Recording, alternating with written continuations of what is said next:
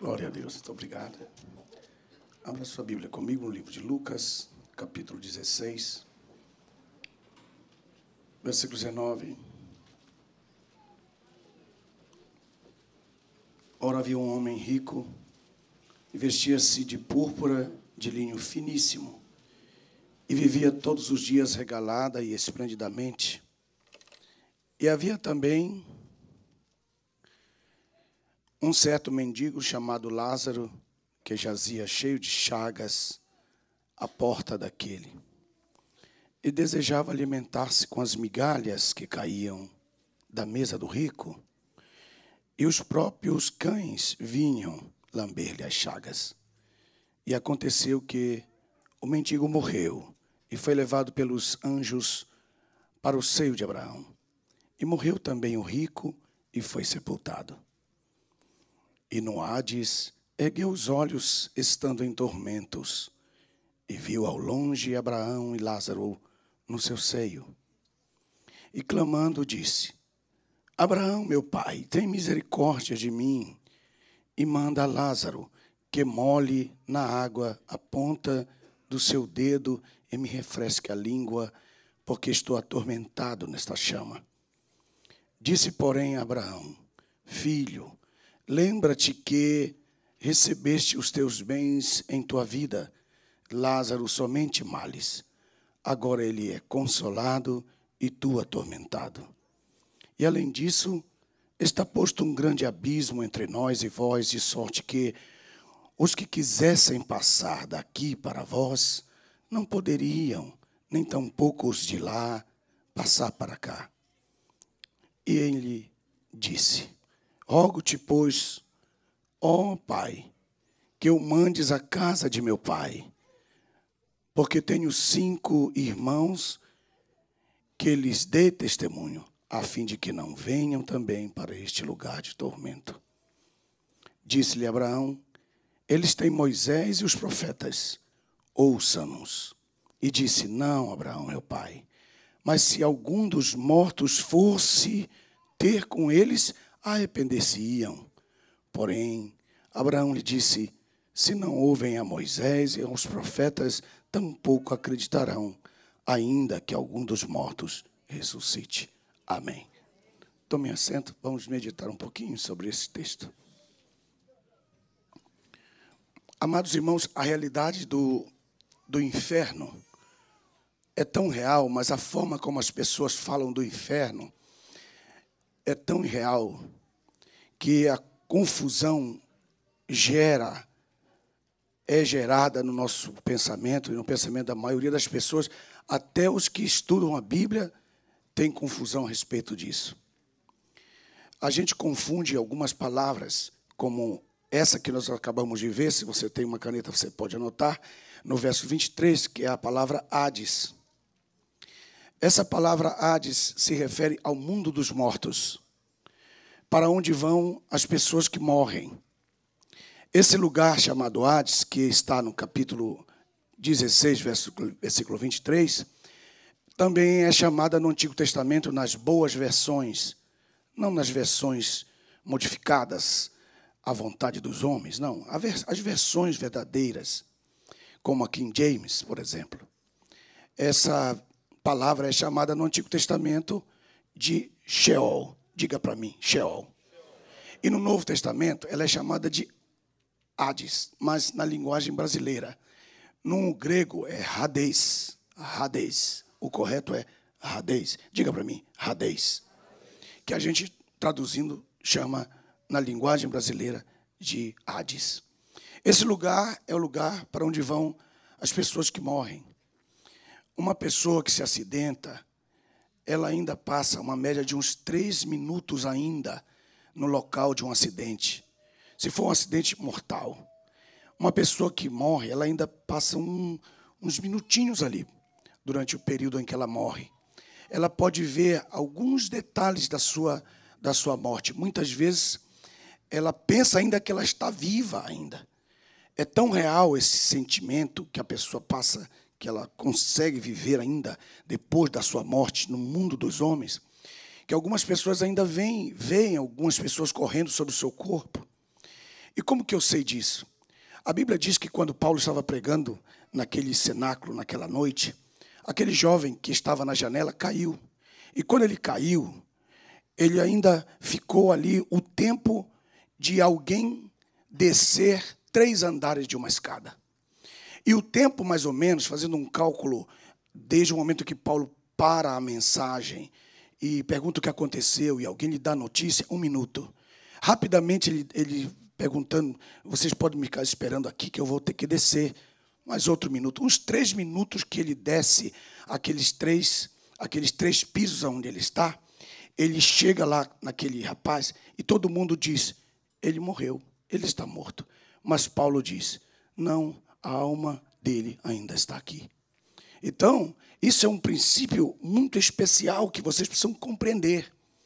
Quando um acidente, quando você tem alguma pessoa que está à morte, saiba que Deus ainda dá uma chance para ela, para que você fale do Evangelho de Jesus Cristo.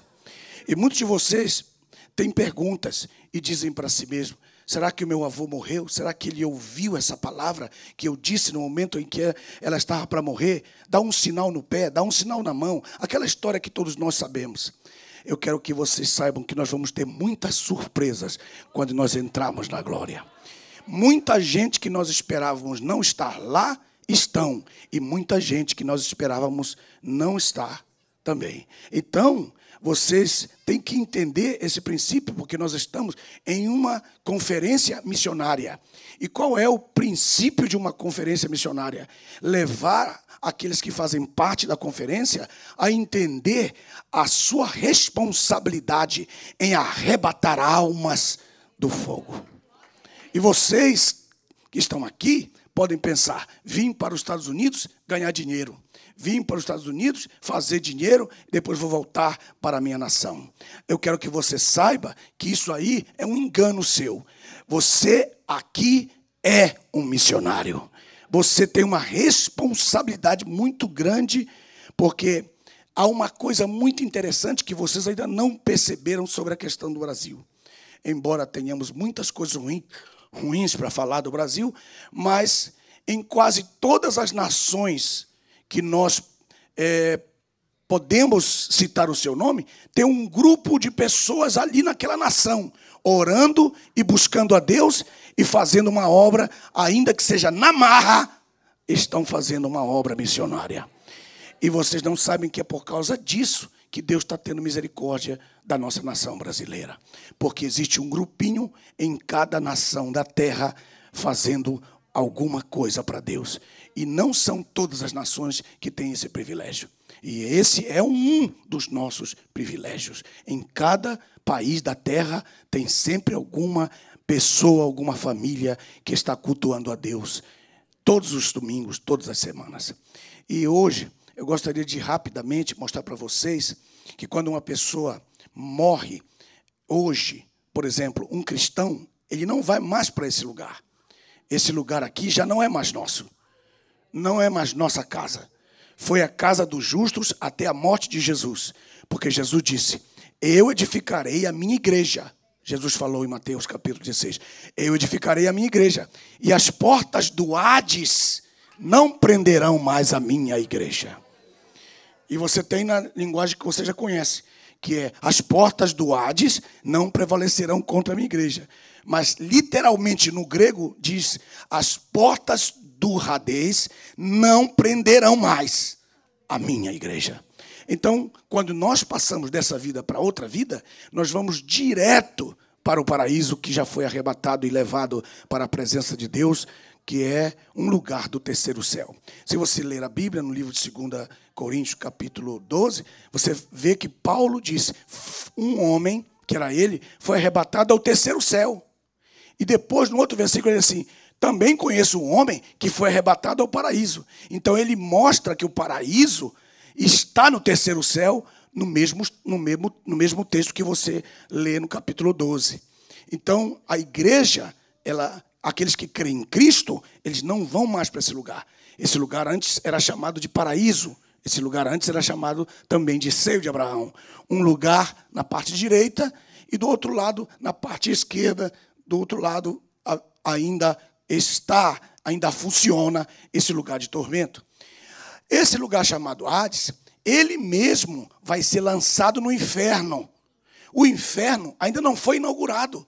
O inferno está só com seu enxofre lançado, e a Bíblia diz em Isaías que Deus vai acender o fogo do inferno com o sopro da sua boca nos dias do juízo. Então não tem ninguém no inferno. Esse lugar vai ser inaugurado pelo anticristo e o falso profeta. E eles vão ficar sozinhos lá durante 1000 anos. Depois, o próprio Hades será lançado dentro desse lugar. Por isso que nós lemos em Apocalipse, capítulo 20, que o Hades será lançado no lago de fogo. Isto é, o Hades, esse lugar onde estão indo as almas de todos os ímpios que morrem sem Deus, sem salvação, eles vão para lá. Mas tem muito crente que também vai para lá. Pergunte para mim como. Vocês estão aí? Pergunte, vocês estão assustados porque estão com medo, né? Mas não tenha medo, não há nenhuma condenação para aquele que está em Cristo. Vocês se assustaram. Ok, tudo bem. Pergunte para mim como. Tem gente que vai chegar lá num momento que for chegar a hora dele de ser lançado do inferno. Aí ele vai chegar na porta, e os anjos que vão estar lá vão assim, qual é o seu nome? Rapaz, você não é crente? Assim, eu pensava que eu era. Rapaz, não tem nenhum pecado seu aqui, não. Não tem, não? Só tem um probleminha aqui no finzinho do texto, aqui, ó. É que você se preocupou muito com a vida do seu irmão, e você se escandalizou com o pecado dele, só que o pecado dele já foi perdoado, ele está no céu, e você vai ficar aqui por causa disso.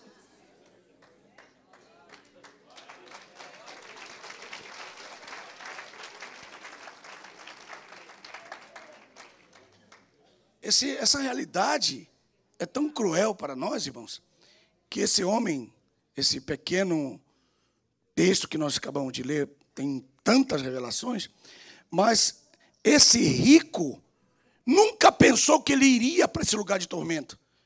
Porque a glória, porque a fama, porque o conforto que ele vivia, não fazia nele não causava nele nenhum tipo de advertência de que ele iria para o lugar de tormento.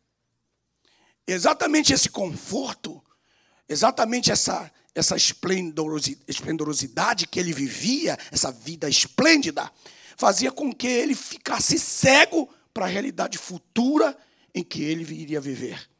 E Deus mandou alguém para a porta da casa dele, alguém importante, que tinha um nome, que era conhecido de Deus, que estava na porta da sua casa para entrar.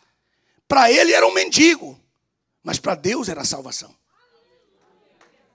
Pegaram o que eu disse? Vou repetir de novo. Aquela pessoa que está na porta da sua casa, que tem cara de mendigo, que tem cara de gente desprezível, alguém que você rejeita, ela tem uma mensagem de salvação. Basta você colocá-la para dentro da sua casa e assentá-la na sua mesa. Mas você tem rejeitado essa vida. E quem pode ser essa pessoa? Pode ser até a sua esposa, que Deus deu para você, para salvar a sua vida. Talvez essa mulher com quem você casou é só para salvar a sua vida.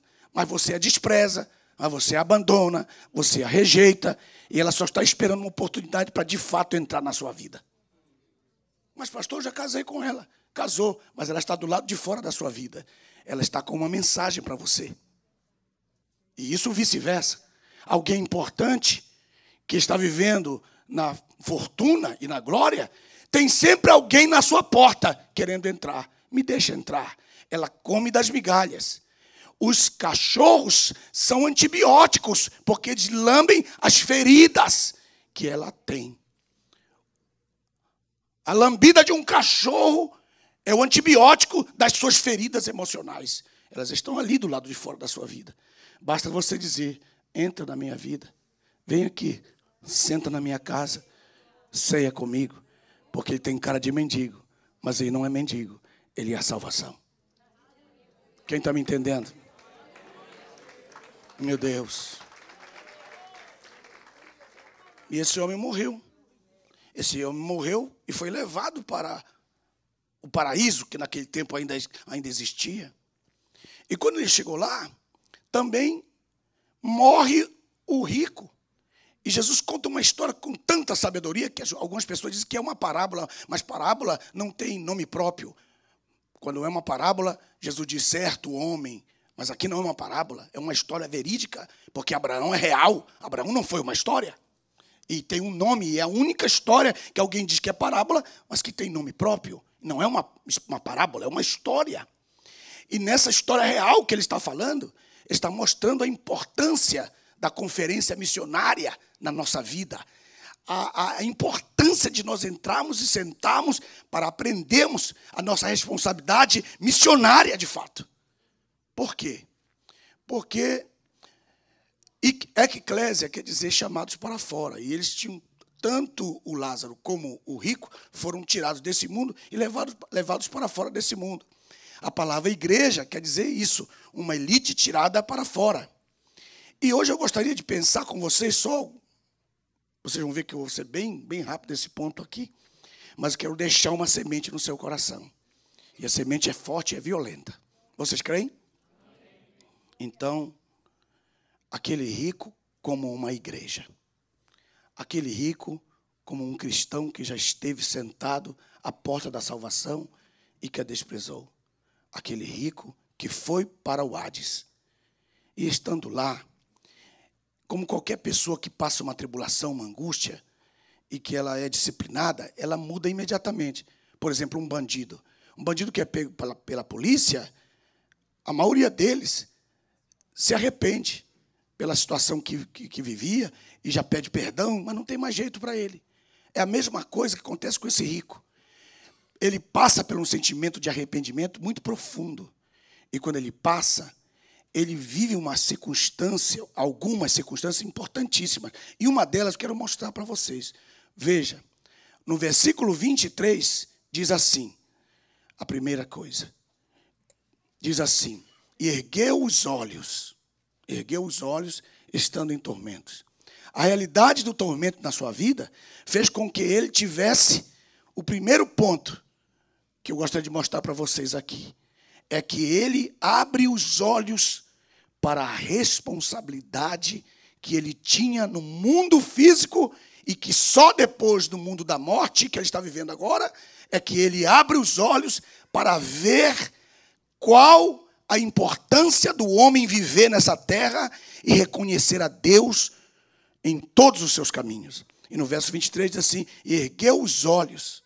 Quantos de nós estamos aqui hoje, diante da vida, diante da salvação, cantamos, tocamos, pregamos, ensinamos, ouvimos, mas nós nunca erguemos os nossos olhos para ver o que Deus tem no futuro para nós.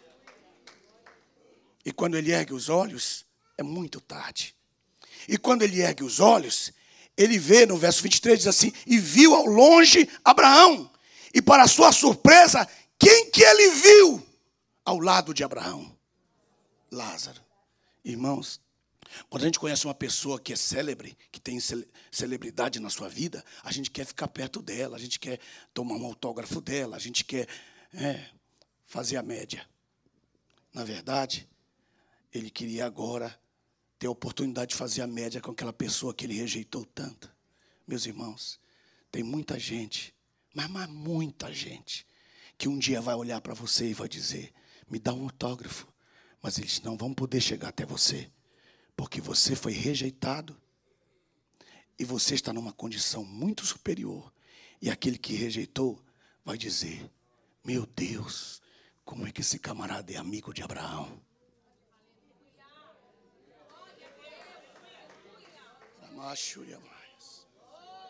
Meu Deus. Ele jamais poderia esperar que Lázaro estivesse do lado de Abraão, no seio de Abraão. Rapaz, como que eu desprezei você? E você era tão importante. Como que eu cuspi nos propósitos, nos projetos que você tinha. Eu chutei tudo isso. E você era tão importante. Você era o enviado de Deus na porta da minha casa. E agora eu estou aqui em tormento e você está de fato no teu verdadeiro lugar. no seio do Pai. Isso é uma realidade. Não adianta você fugir dela. Todos nós vamos passar por ela. A morte, irmãos, é uma coisa real. Todos nós temos uma ficha. A gente só não sabe qual é o seu número, o nosso número. Talvez você esteja aí perto do próximo.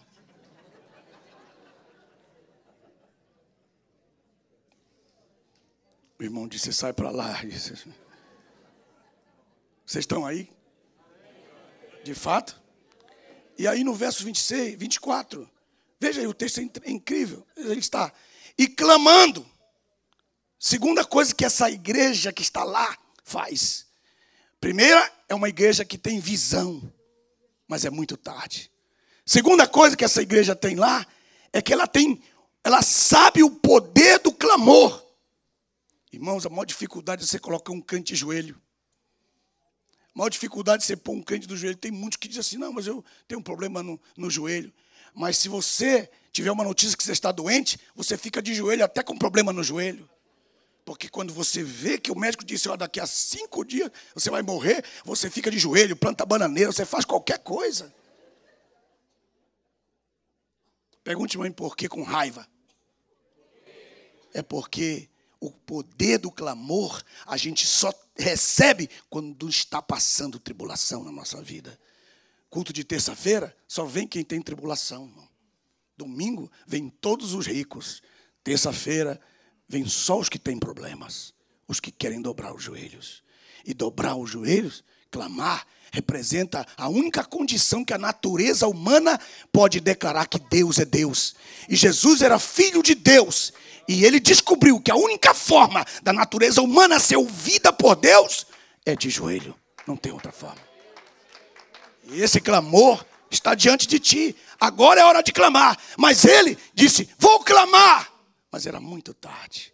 Vai chegar a hora na sua vida, se você não prestar muita atenção nisso, você vai clamar muito por toda a eternidade. Sem reclamar, sem ninguém mandar você ficar de joelhos, você vai estar clamando. Deus, me salva. E isso ele não quer para você. Porque os pensamentos de Deus para ti são só pensamentos bons. Vocês creem nisso?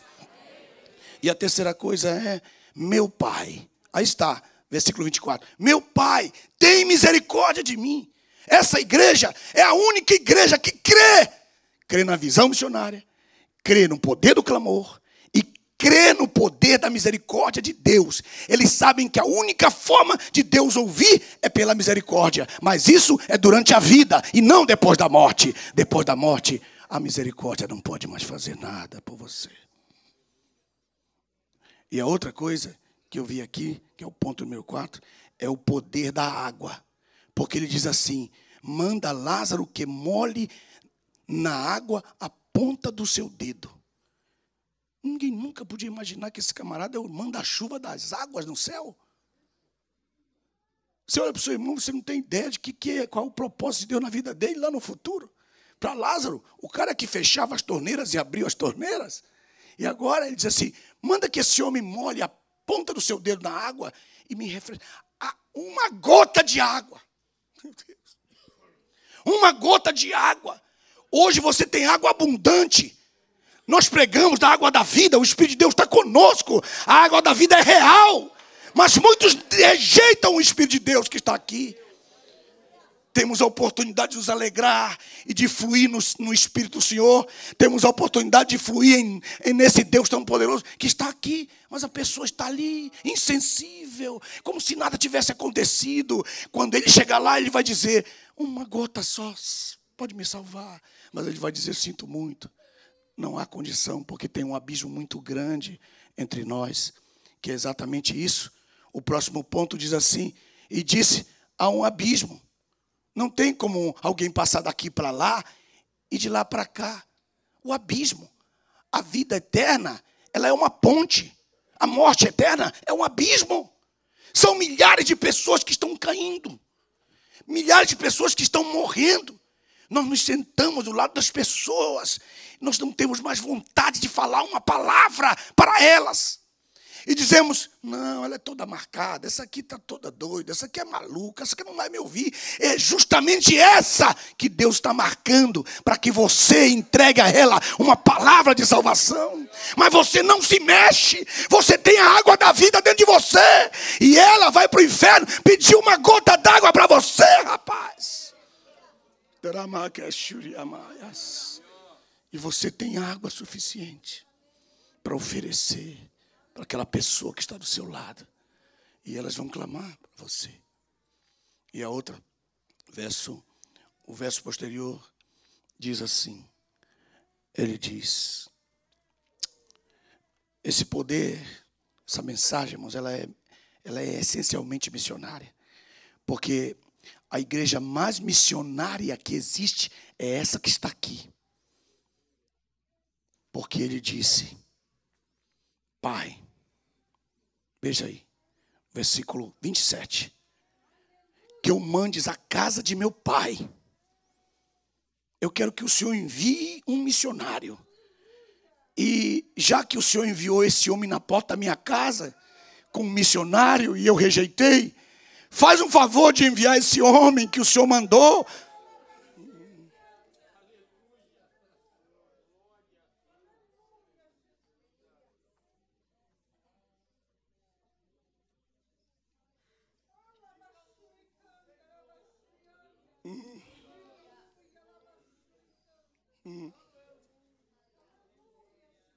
Ele esteve na minha porta e eu rejeitei. Faz um favor. Eu dou todos os meus bens que eu deixei na terra. Para ele eu faço qualquer coisa, qualquer negócio com o Senhor. Para o Senhor mandar um missionário. E o missionário que eu quero que o Senhor mande é esse mesmo que o Senhor mandou na minha casa. É Lázaro. Manda Lázaro, eu pago qualquer conta. Eu pago a passagem. Eu sustento ele. Manda Lázaro. Porque eu tenho 5 irmãos. Diga para mim quem são os 5 irmãos. Diga, igreja, quais são os 5 irmãos? Os 5 continentes. 5 irmãos. E eu olho aqui e vejo que nós temos representantes pelo menos em 3 desses.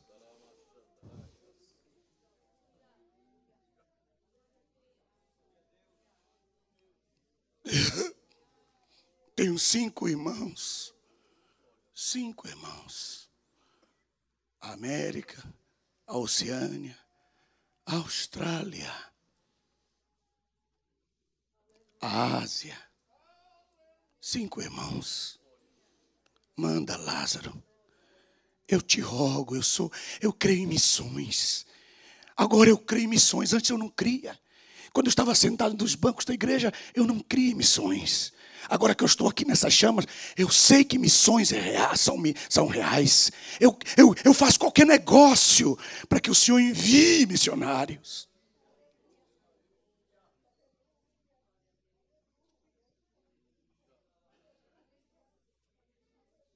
E ele disse, não dá, porque eles têm Moisés e os profetas.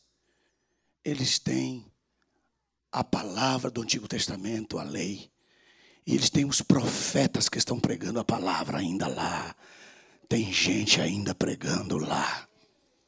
E essa pessoa está bem diante dos meus olhos agora. Ela se chama você.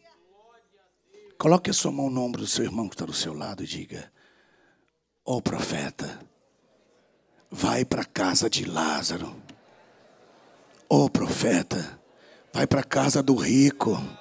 Ó profeta, tem 5 irmãos para você salvar.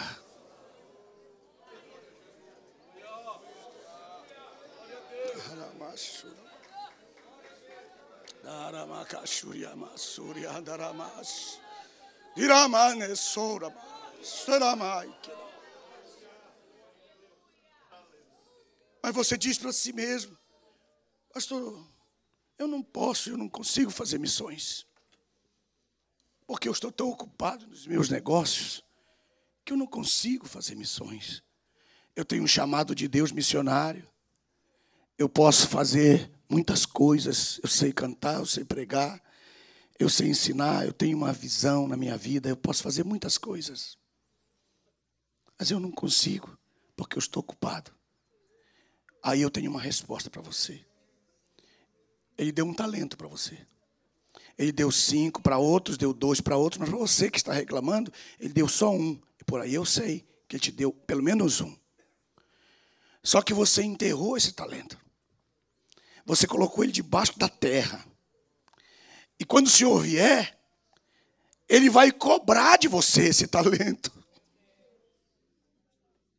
Não pense que ele vai deixar você passar em branco. Ele vai dizer o que você fez com o meu talento que eu te dei.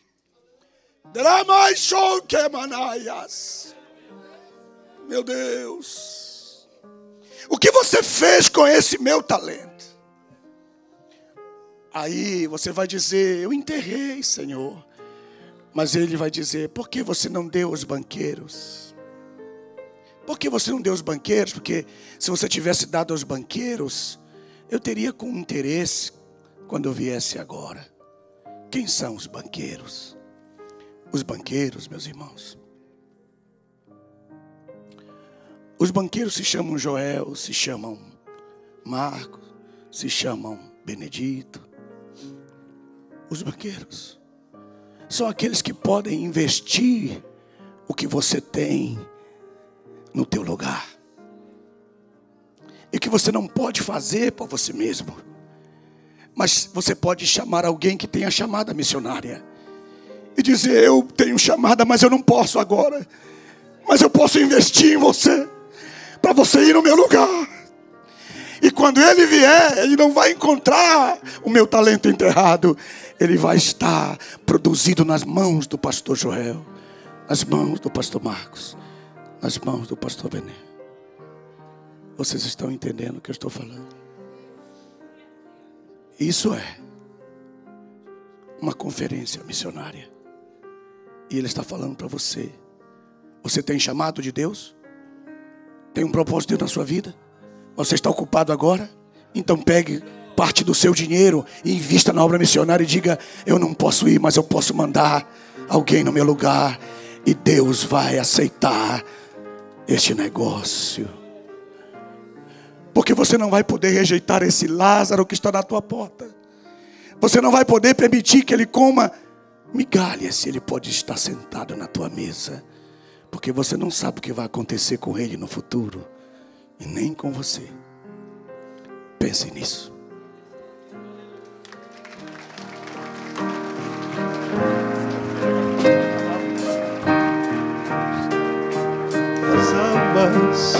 Que com sangue eu comprei, vai te provarei, que sou contigo ali também. Vai levar o pão àqueles que famintos estão.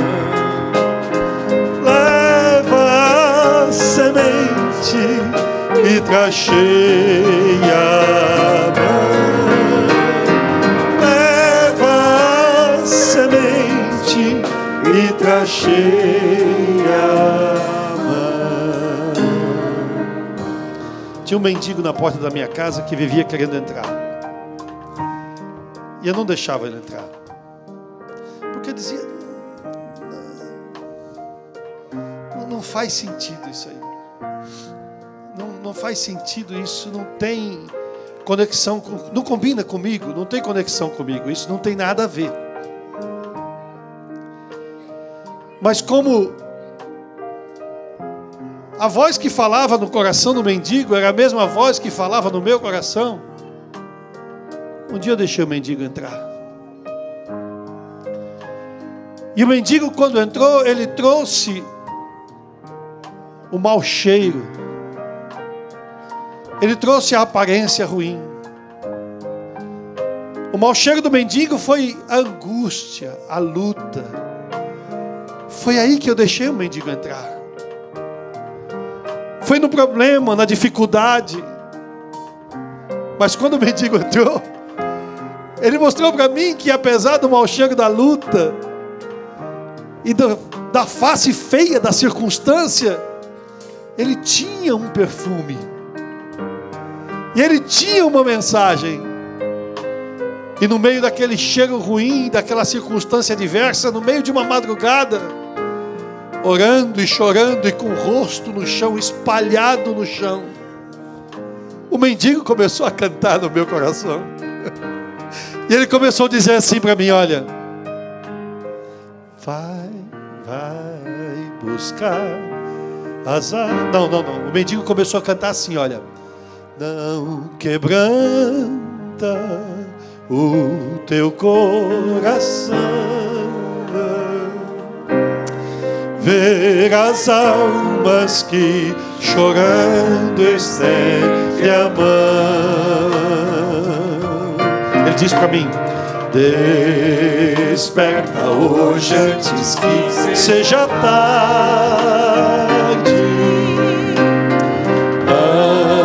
antes que a porta venha se fechar.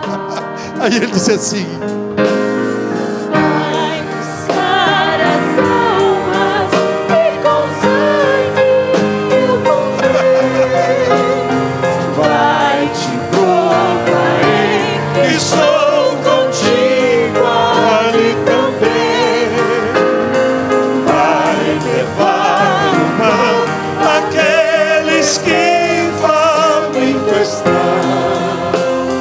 leva a semente e traz cheia, leva a semente e traz cheia. O mendigo não fazia sentido porque eu sou brasileiro. O mendigo não fazia sentido porque eu sou pentecostal. O mendigo não fazia sentido porque eu sou da Assembleia de Deus. E um brasileiro da Assembleia de Deus, ele não tem nada que aprender com o resto do mundo. Quem sabe ganhar alma somos nós. E na verdade, o nosso modelo só dá certo no nosso Brasil. Eu nunca podia emplacar fora do Brasil. Eu pregava para os hispanos e eles ficavam olhando para a minha cara no lugar da glória a Deus. E quando eu terminava de pregar, eles aplaudiam. Eu ficava tão frustrado. Meu modelo não ia funcionar com eles.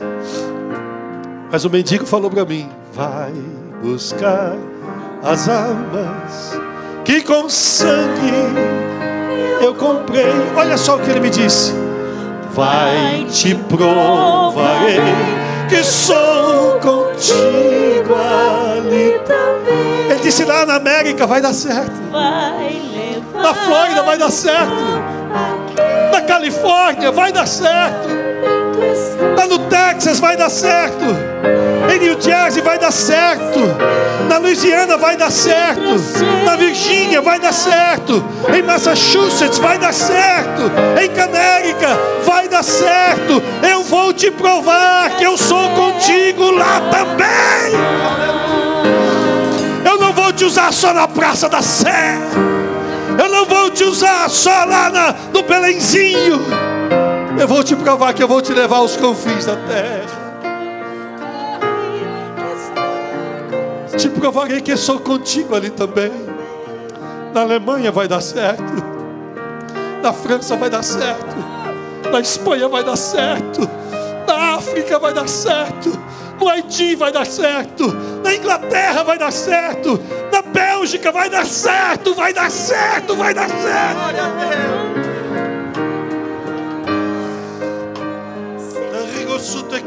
Eu disse: não vai dar certo. Vai e prega e deixa o resultado comigo. E começou a dar certo na Flórida, começou a funcionar na Flórida. E ele disse: agora está na hora de ir aos confins da terra. Eu disse: não vai dar certo, porque a nossa igreja não tem grandes empresários. A nossa igreja é composta de house cleaners, subempregados da construção, empregados dos empregados da construção. Gente, assim não tem como fazer missão. vai, te provarei, que sou contigo ali também. Mas não vai alcançar, Senhor, quase não dá para os nossos aluguéis. Já quase não dá para o salário dos pastores. Como é que nós vamos arrancar dinheiro de onde não tem para fazer missão no lugar onde o dinheiro é mais forte do que o nosso? Como é que nós vamos bancar libra esterlina? Como é que nós vamos bancar euro? Vai, te provarei, eu sou contigo ali também. Ele disse: na minha obra não falta dinheiro. Os trabalhadores aqui são poucos, os ceifeiros aqui são poucos. Olha aí, os campos estão brancos. Onde estão os ceifeiros? Onde estão os ceifeiros? Onde estão aqueles que vão querer colher? Olha, eu não estou perguntando quem quer um gabinete pastoral. Eu não estou perguntando quem quer país de primeiro mundo e o status de pastor e a excelência do púlpito. Eu estou perguntando: onde estão aqueles que amam cada alma perdida? Não da boca para fora, do coração para fora. I'll give my best. I'll give my all. Eu vou fazer o meu melhor. Eu vou entregar tudo para que essa palavra chegue aos confins da terra. Pastor de Mostemir, cadê ele? Não está aqui? Ontem nos ensinou que tem gente no Brasil que não ouviu o Evangelho ainda. Nós precisamos ir muito mais além das nações. Nós precisamos ir aos povos, porque dentro da nossa nação tem povos que não foram alcançados, que nós precisamos alcançar. Nós vamos a eles em nome de Jesus. Eu vou confessar uma coisa para vocês, especialmente para minha esposa. Confissão pública. Julguem-me. E se vocês quiserem me excluir por isso, eu estou pronto a ser punido. Eu tive dificuldade de sair da Turquia. Eu não queria vir embora. Eu falei para mim: olha aqui, esse é o melhor lugar de se pregar o Evangelho. Tem muita gente ao nosso redor que nunca ouviu falar de Jesus. Eu entrei no avião e disse: oh Jesus, e você quer campo missionário? Deus vai nos levar aos países muçulmanos. Aleluia. Minha alma está apaixonada por eles. As minhas tias estão aqui. Não tem uma oração que eu faça para comer que eu não diga: Deus, salva os muçulmanos. Não é uma reza, é um clamor da minha alma, é prioridade da minha vida. Salva. Eles são gente boa. Só explode a gente quando está com raiva.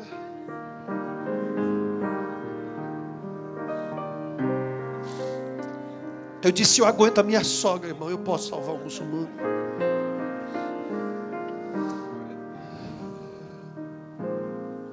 Pastor, se disse ontem, eles estão matando aos montes. Na mesma hora veio a figura do apóstolo Paulo na minha mente.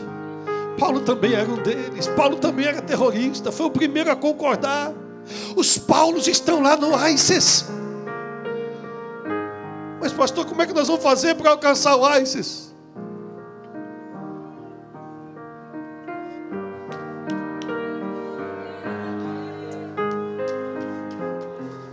Tem nada que jejum e oração não rompa.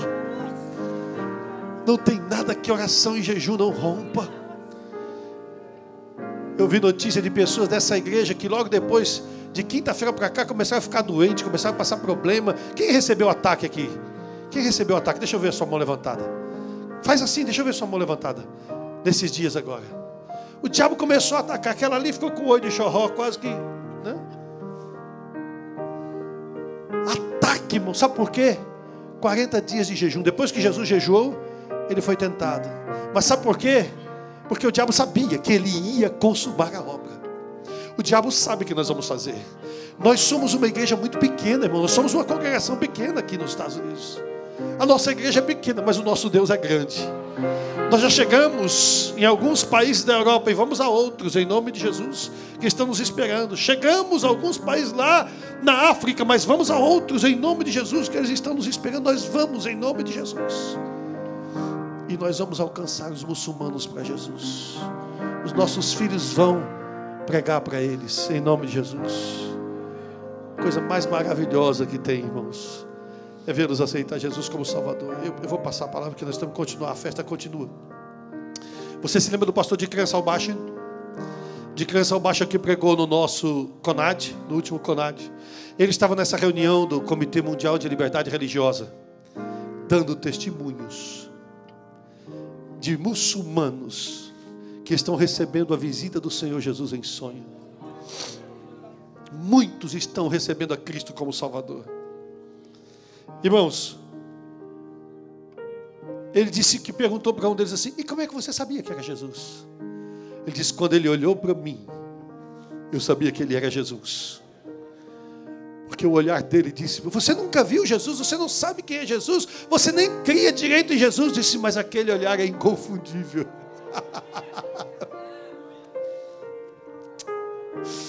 Sabe aquela canção que diz: teus olhos revelam que eu nada posso esconder, que não sou nada sem ti, ó fiel Senhor. Sabes de mim quando sondas o meu coração, tudo tu podes ver bem dentro de mim. Leva minha vida a uma só verdade, que quando me sondas, nada posso ocultar. Fique de pé e adore. Sei que é tua fidelidade que leva minha vida mais além do que eu possa imaginar. além do que eu posso imaginar. Sei que não posso negar que os teus olhos sobre mim me enchem da tua paz. Unidos, nós podemos muito mais.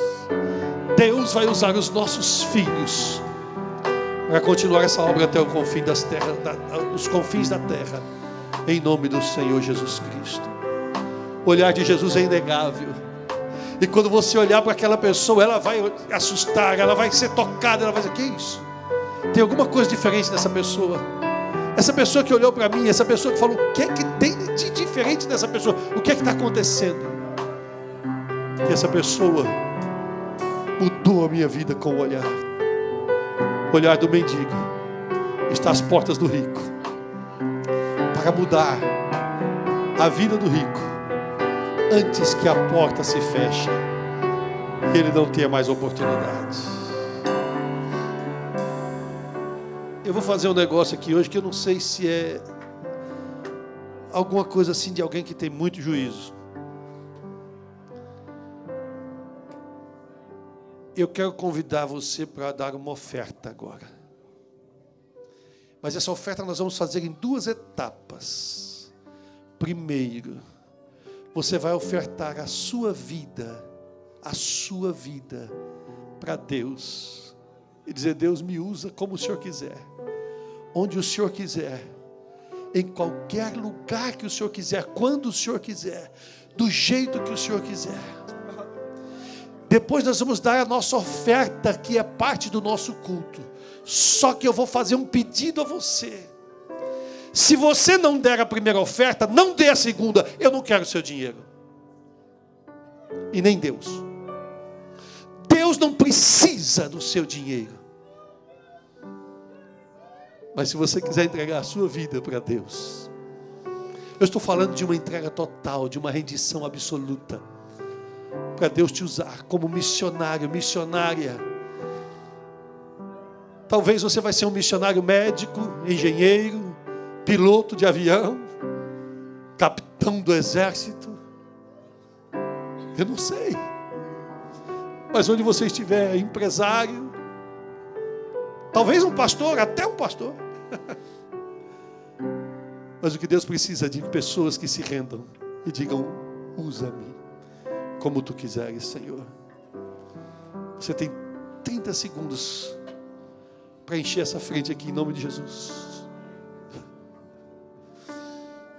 Eu sei que não vai caber, fica pelo corredor, mas vamos encher aqui como uma demonstração para Deus de uma atitude do coração. Talvez você não possa nem sair do seu lugar, mas está entregando a sua vida, está rendendo a sua vida para Deus, dizendo: Deus, me usa, eu me rendo. Quero ser usado da maneira que te agrada. Se ajoelhe onde você está agora, já não cabe mais. Se ajoelhe aí, em nome de Jesus. Usa-me, Senhor, usa-me,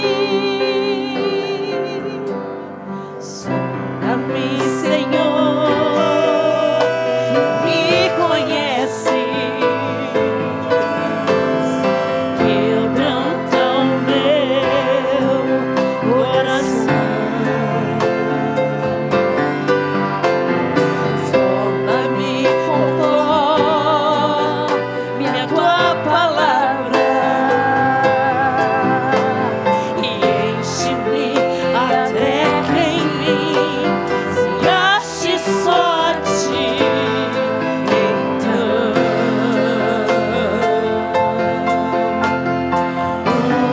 usa-me, Senhor.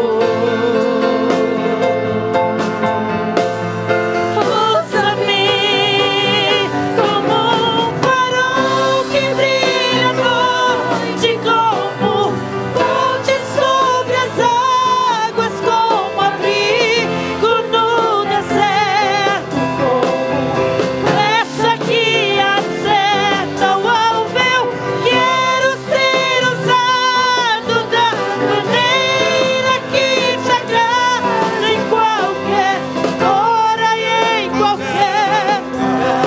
Eis aqui a minha vida, usa-me, Senhor, usa-me. Querido Deus e Pai, em nome de Jesus Cristo, teu Filho, nós nos rendemos aos teus pés. Aqui está a nossa primeira oferta, Senhor, a oferta da nossa vida. Usa-nos, Senhor, para alcançar o rico, aquele que acha que tem, mas não tem, aquele que acha, Senhor amado, que não precisa de Ti. Deus, eu estou falando contigo, meu Deus. Aquele que acha que não precisa de Ti, meu Senhor, mas ele precisa do Senhor. Usa-me, Senhor. Usa as nossas famílias, usa os pais, usa o pai, usa a mãe, usa os nossos filhos, Senhor. Usa os da escola, Senhor, os muçulmanos que nós amamos e por quem oramos e intercedemos. Eles estão na escola com os nossos filhos, Senhor. Usa-nos para alcançá-los. Nós os amamos, Senhor, em nome de Jesus. Nós declaramos alto diante dos céus que nós os amamos em nome de Jesus. E nós vamos alcançá-los no Teu nome. No Teu nome, Jesus, no Teu nome. Senhor, esta é a nossa primeira oferta. A nossa própria vida rendida integralmente, Senhor, aos Teus pés, para fazer como o Senhor quiser, quando o Senhor quiser. Dá-nos discernimento, apenas dá-nos entendimento e sensibilidade à Tua voz e à voz do Teu Espírito, para cumprirmos a Tua vontade em nome de Jesus. Em nome de Jesus.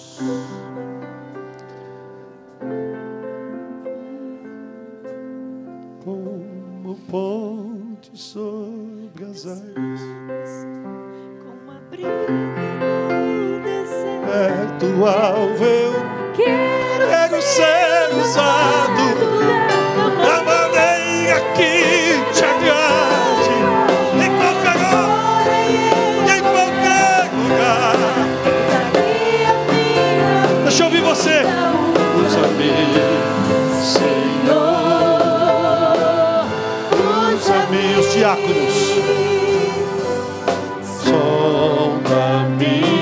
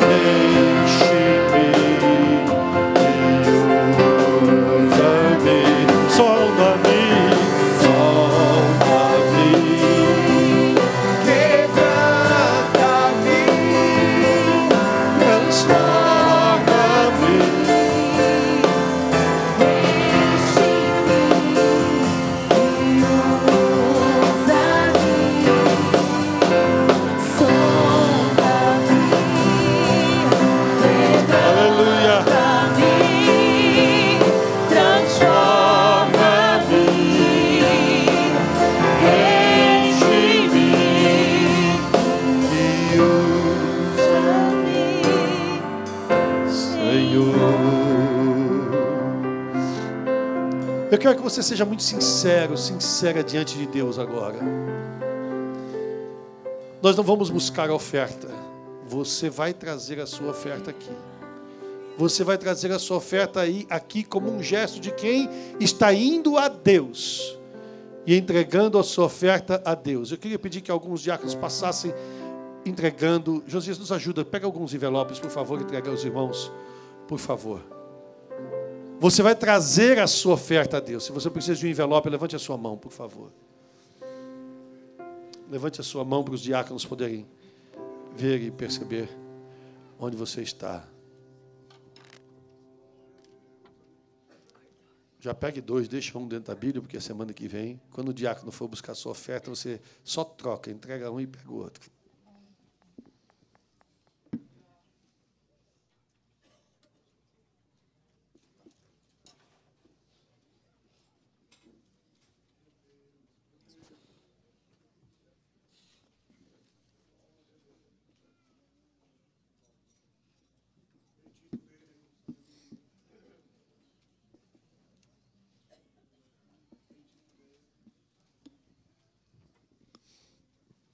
Glória a Jesus. Sim, se você quer, coloque no seu envelope. Se você está entregando o seu dízimo, claro, coloque o seu dízimo, a sua oferta, mas coloque a sua oferta missionária, aquilo que o pastor acabou de ensinar, o seu investimento na obra de Deus. Irmãos, nós não costumamos dar má notícia aqui, não damos. Mas nós fazemos missão com muita dificuldade. Aliás, nós fazemos a obra de Deus em geral, financeiramente falando, com muita dificuldade, com muitos desafios. Todo ano nós somos reputados pela empresa de auditoria que faz a auditoria da nossa igreja, e todo ano eles ficam falando que a gente está vivendo acima das forças que a gente tem. Eles estão acostumados com empresas e nós vivemos pela fé. Amém? Mas eu creio que vai chegar o dia que Deus vai nos dar abundância. Em nome de Jesus. E nós vamos poder fazer uma administração com abundância, em nome do Senhor Jesus. Para a glória do nome de Jesus. Amém? Eu quero que você baixe a sua cabeça e feche seus olhos, por favor. Pai, Tu és o nosso Senhor. E agora, nós que entregamos a nossa vida a Ti, nós vamos entregar, Senhor bendito, também a nossa oferta a Ti, meu Deus. Ó Senhor amado e bendito, como um gesto de investimento da nossa vida na Tua obra. Senhor, não são só as nossas lágrimas que são Tuas. O nosso bolso também é Teu. Revela aos nossos corações com quanto devemos contribuir em nome de Jesus. Amém. O Espírito de Deus falou assim para mim.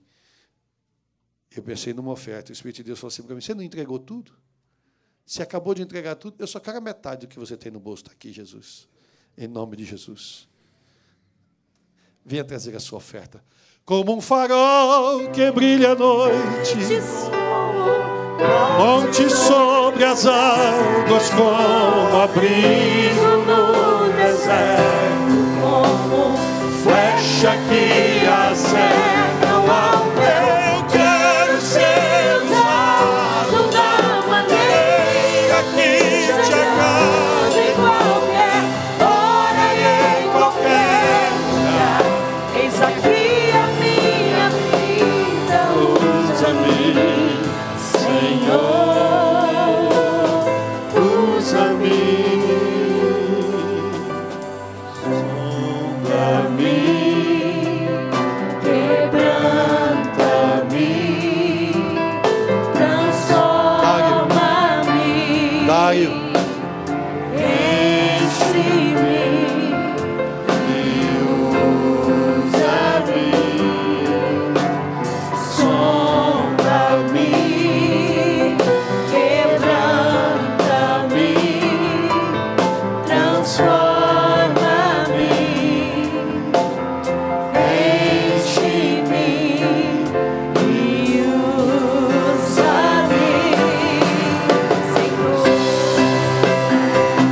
como um farol que brilha à noite, Como ponte sobre as águas, como abrigo no deserto, como flecha que acerta o alvo, quero ser usado da maneira que te agrade, em qualquer hora e em qualquer lugar.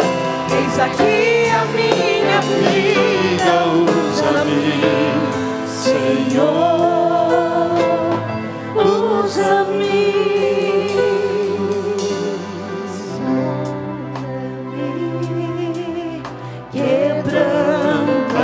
Quebranta-me, transforma-me, enche-me e usa-me, Senhor. que tom que é esse?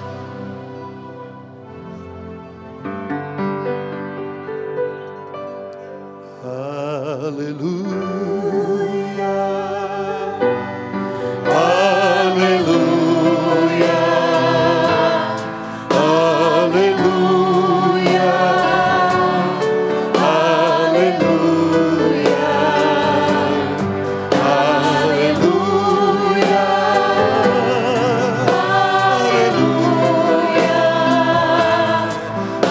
aleluia,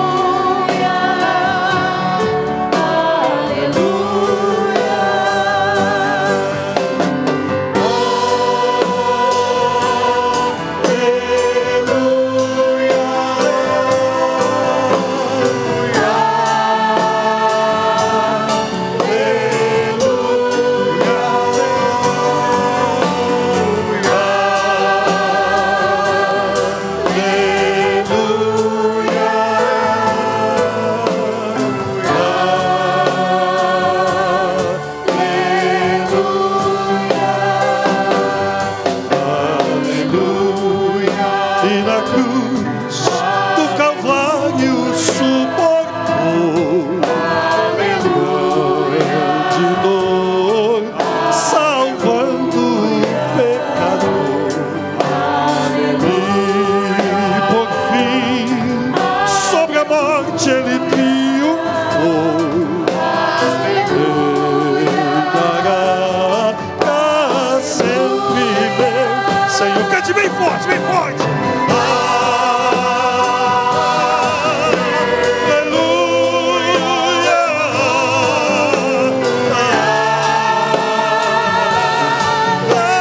aleluia,